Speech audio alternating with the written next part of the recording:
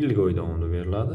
Oylik to'lov esa 2.824.000 so'mdan to'g'ri keladi. Oylik to'lov esa 1.179.000 so'mdan to'g'ri keladi. Boshlang'ich 30% to'lov amalga oshiriladi.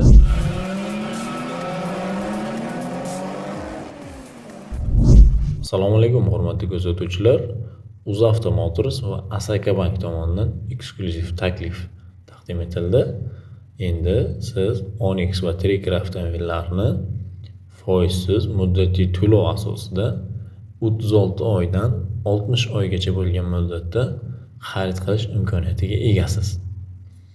Bu haqda videom davomida batafsil ma'lumot berib o'taman. Undan oldin esa videolarimiz siz uchun foydali bo'lgan bo'lsa, albatta like tugmachasini bosib qo'ying va eng so'nggi yangiliklardan xabardor bo'lish uchun albatta kanalimga obuna bo'lib qo'yishni ham unutmang. Unday bo'lsa videomni boshladim. Hozirda Onyx avtomobilining 5 ta pozitsiyasi uchun ham to'lovlar mavjud. Ya'ni birinchi pozitsiyasi 176.900.000 so'm, ikkinchi pozitsiyasi 184.750.000 so'm, uchinchi pozitsiyasi 199.899.000 so'm, Premier variantdagisi 221.640.000 so'm va Redline variantdagisi 230.624.000 so'm. Endi foizsiz muddatli to'lov asosida xarid qilish uchun, masalan, siz 176 million so'mlik, ya'ni birinchi pozitsiyani xarid qilmoqchisiz.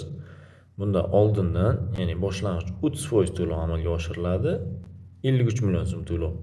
Qolgan 70% to'lov, 123 million so'mni 36 oy davomida bo'lib to'lashga olasiz. Oylik to'lov esa 3.439.000 so'mdan to'g'ri keladi.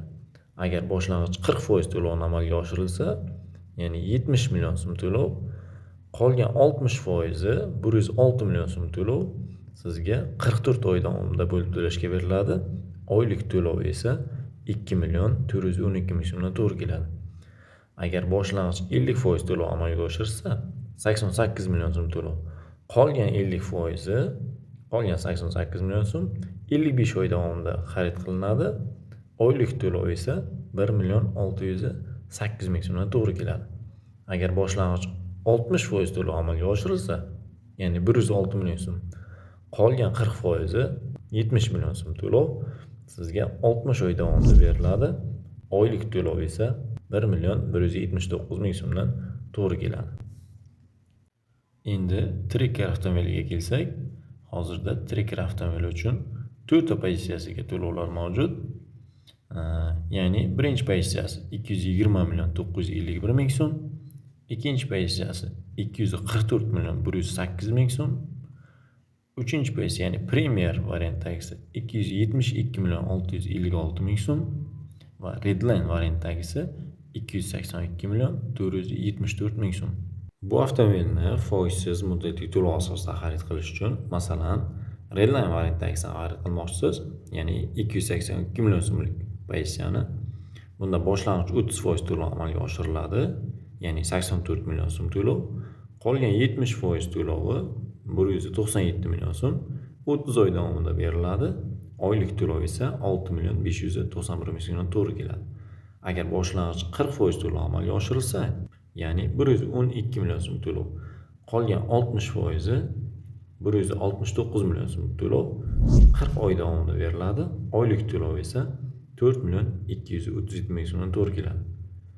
Agar boshlang'ich 50% to'lov amalga oshirilsa, 141 million so'm to'lov, qolgan 141 million so'm to'lov 50 oy davomida beriladi. Oylik to'lov esa 2.824.000 so'mdan to'g'ri keladi. Agar boshlang'ich 60% to'lov amalga oshirilsa, ya'ni 169 million so'm to'lov, qolgan 40%, 112 million so'm to'lov 60 oy davomida beriladi. Oylik to'lov esa 1.883.000 so'mdan to'g'ri keladi. Avtomobillarni xarid qilish bo'yicha barcha viloyatlardagi Avtotex xizmat avtosalonlariga borib murojaat qilishingiz mumkin. Va o'zingizni qiziqtirgan boshqa barcha savollarni izohlarda yozib qoldiring, batafsil javob berishga harakat qilib o'taman. Hozirda sizga yetkazmoqchi bo'lgan ma'lumotlarim shulardan iborat. Bizni kuzatishda davom eting. Hammaga rahmat.